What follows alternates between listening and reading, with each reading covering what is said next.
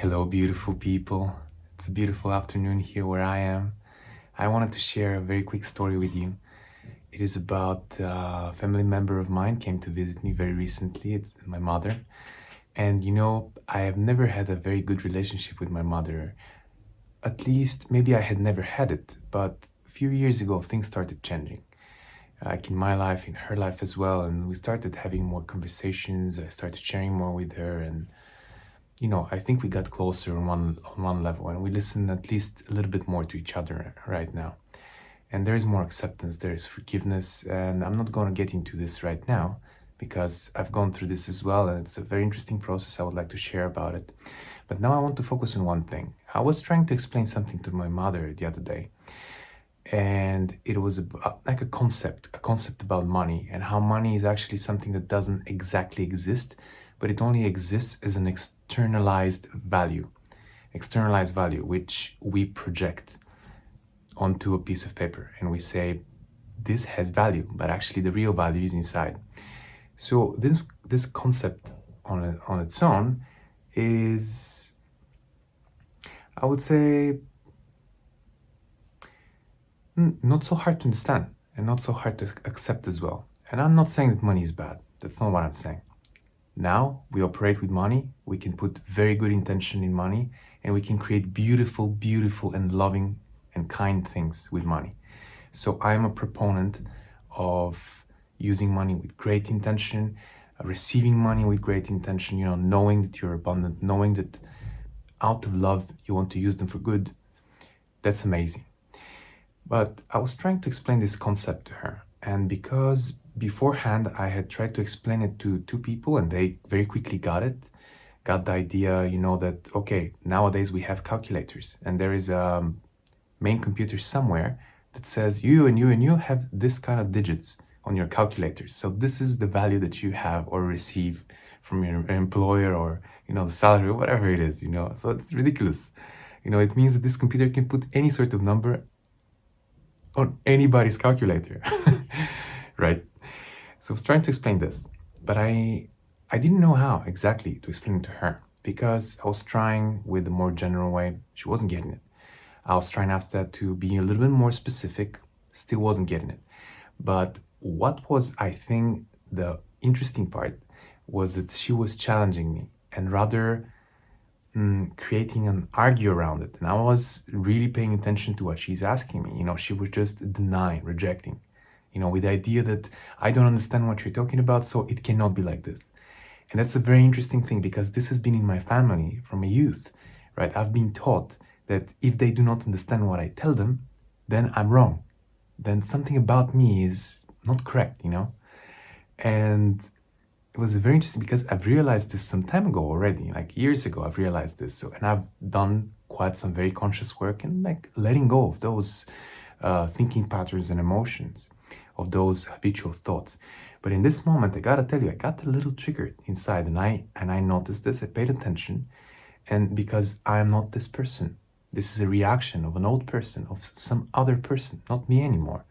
So I thought to myself, all right, in this case, what can I actually do?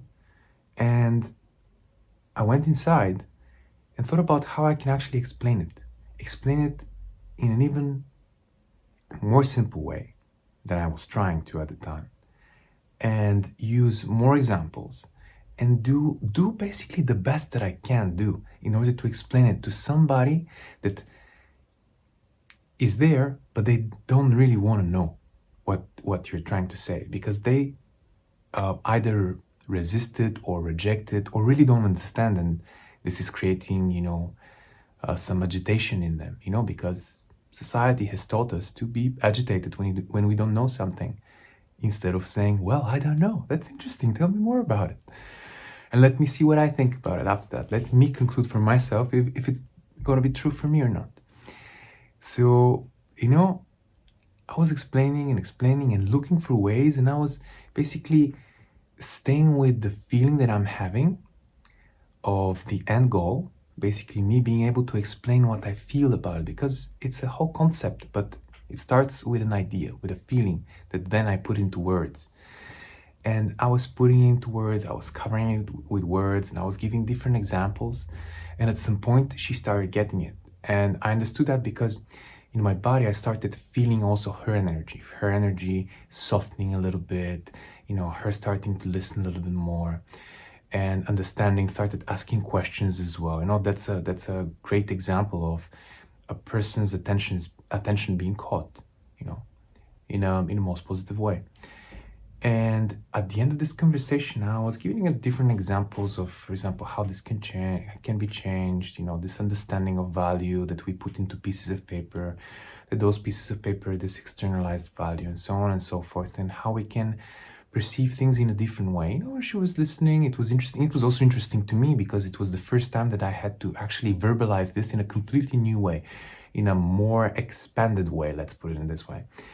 And at the end of the conversation, I realized that I was challenged and I had to shift from one state of mind to another, right? Because I could have also resisted it, could have been like, okay, you don't want to know, just, do whatever you want. But I didn't. And I stayed calm and I explained. And I realized at the end of the conversation that I'm grateful to her for challenging me so that I can come up with an even better explanation about it.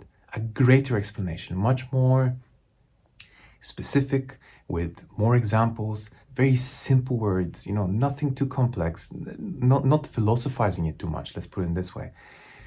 And being able to explain it to a person who is even resistant. Basically, she challenged me to stay present and to do my best to do good in a situation in which my old self could have said, oh, forget about it. Be angry, agitated, leave the room. Leave the room and, not deal with it. But I stayed there and she challenged me. I was grateful and I even told her that, thank you for challenging me because now you expanded the ways that I can explain certain things. And I really felt thankful. So, talking about gratitude, obviously, here, I wanted to tell you all that we can be grateful about everything in life. Everything. Everything. Abraham Hicks is talking about it. Joe Dispenza is talking about it. Seth Speaks is talking about it. Many people are talking about it. I'm talking about it. And that's not important. What is important is that it is real and you can find your own way to be thankful for situations in your life that challenged you, and you still cared. You were still kind, and you continued. You went through it, you overcame yourself, you went beyond what your old self would have done or what you would have done yesterday. You overcame yourself. Congratulate yourself. Be grateful that today you can. Be grateful for everything. You can find it. It's in you. Just pay attention to it. And you can find what to be grateful for everything in life. Any sort of challenge, any sort of argue, any sort of adverse event. There is something to be grateful for at all times in life. Sounds simple? Try it for yourself, right? I love you all. My heart and my mind are out there for all of you, supporting you in whatever you're going through right now, especially those of you that are going through very challenging times now.